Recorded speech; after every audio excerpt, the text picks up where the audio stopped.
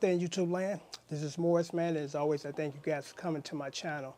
Today I'm going to do a short special video. I ran into one of my, I guess, musical colleagues about a week ago, and we were in one of the first professional bands that I was in, and we talked about some of the good old days. And I told him about my channel, and I appreciate him subscribing. And we talked about, some of these stories that we have encountered on the road. And he said it would probably be a good idea to share some of these stories with some of your viewers, because, it's always about educating the young folks as far as what to expect. And I said, that's a pretty good idea. So I'm going to do that. But before I do that, I'm going to just send out a few shots. Hello to Ye 8 Man. Hello to Roy. Hello to Old School Funk. Hello to Beth, hello to Michelle, and others. Sorry, I can't remember everybody's name, but I'll send out more shots in the future.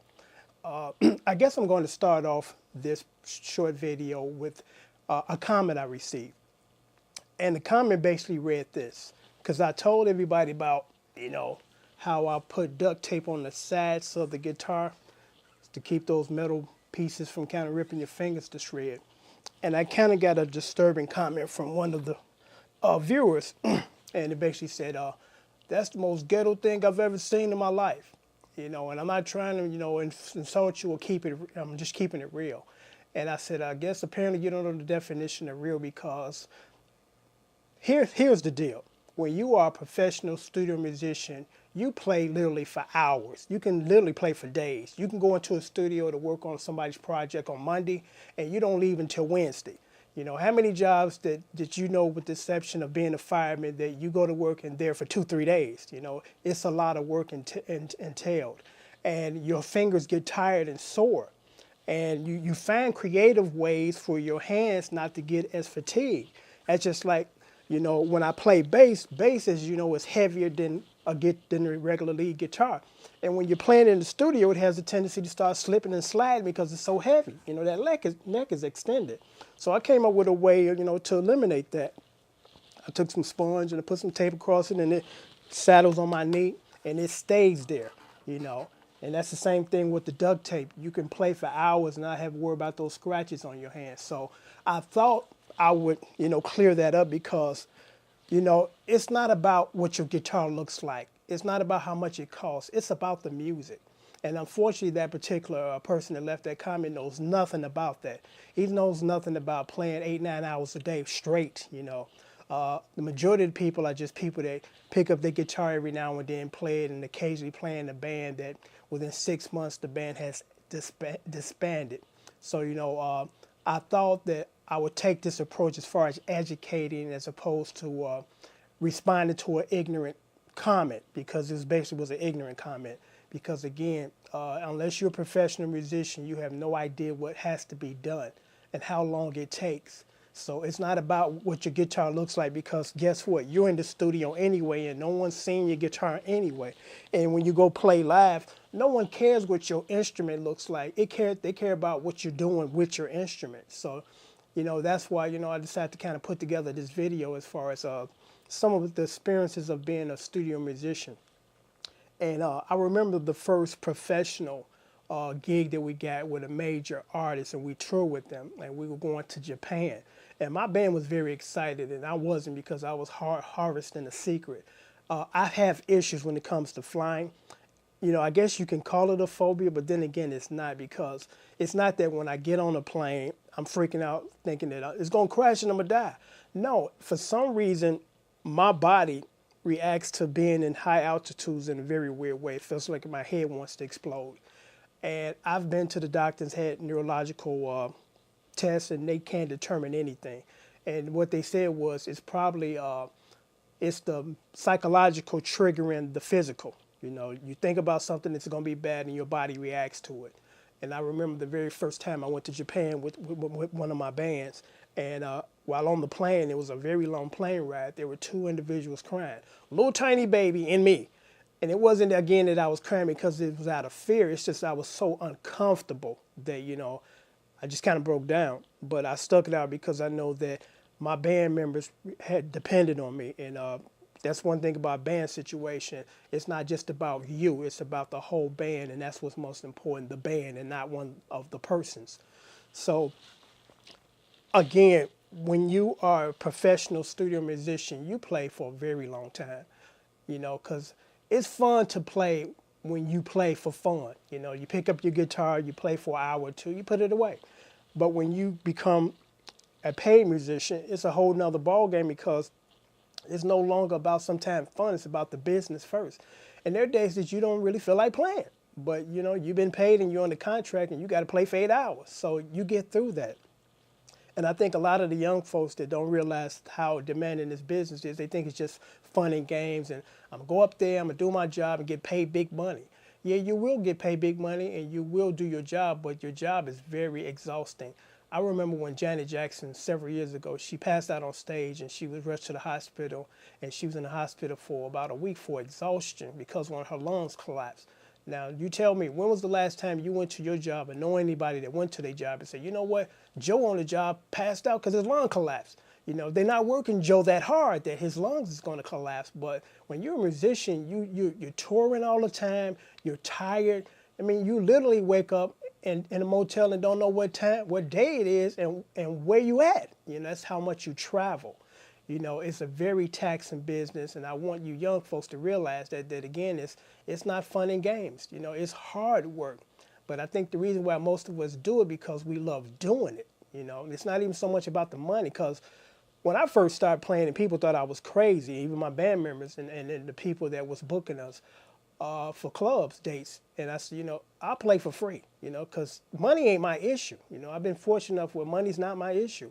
I just want to play. I just want to get in front of an audience and just play. And everybody thought I was crazy because their priorities were kind of, misplaced. And mine was, it's about the music first and foremost. So I thought that I would put together this video based on that statement that I got about the duct tape because, again, when sometimes people make comments and have no idea what they're talking about because they've never done this on a professional level. And when you're doing a professional level, it's a whole nother level. Because again, you can literally play for 8-9 hours straight a day. You get a break in the studio, they bring food in and you eat. And if you need to take a nap, you go somewhere and lay down and come back. The musicians out there that are seasoned, they know what I'm talking about. And it's not always a pretty thing to experience. You're on the bus for 8-9 hours, you're tired, you're groggy, you want to take a bath, you're hungry, so I just thought that I'll do a series of these videos so, the young person can get a feel of what to expect when you become a professional musician. Because here's another thing, and I kind of hesitate to tell this story, but, it has to be told because it can probably help somebody or save somebody. When you become a musician, whether you're the lead guy or just one of the guys in the back, people take notice, and normally it's women that take notice of the guys on stage. And here are two interesting stories. I've always been kind of a quiet, shy guy. And I remember going to one of my band gigs, and I was actually not even 18, I don't think, at the time, but they got me in, and I wasn't drinking, so they didn't have a problem with me coming in and play. So I came in early for sound check, and there was these women at the bar, and there was one in particular woman that caught my eye. And I mustered up enough courage to go over there and introduce myself. And she was polite.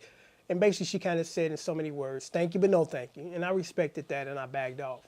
So later on that night, my band got on stage. And that night they let me sing lead. One of my favorite ballads is, what's the LTD Love Ballad.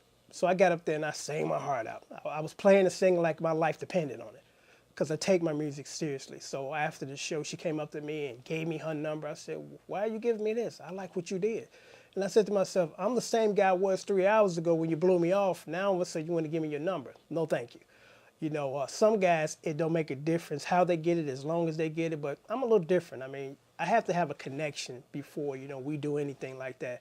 That's just me. I'm not one of them people that anything walking that's going to give me opportunity, I'm going for it. That's just never was me. And that has literally saved my life on many occasions. And here is the story that I was about to tell you about that's really personal.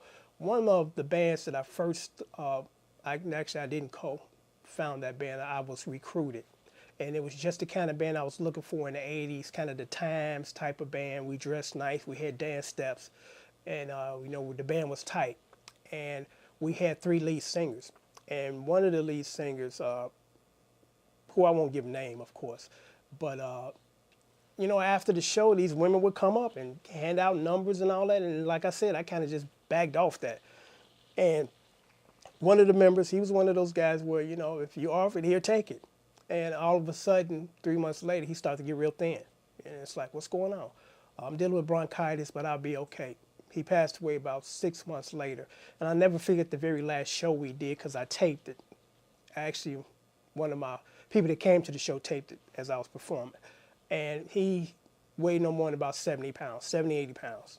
And he was so weak that during during the show, sometimes he would have to sit down in the audience with a wireless mic and sing his parts. He was just that weak. And he passed away, and his mother eventually told us that he had AIDS.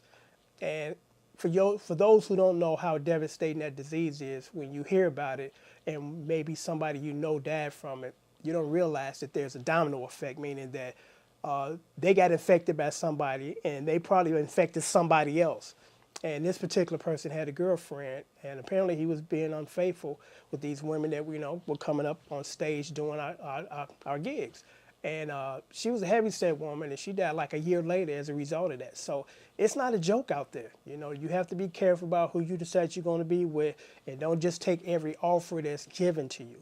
But I'm going to end this video on that note, and I'm going to do a series of these videos as far as some of the studio tales, some of the touring tales, and things that you might learn from, and to avoid some of these things. So, and until next time, this is Morrisman. Take care.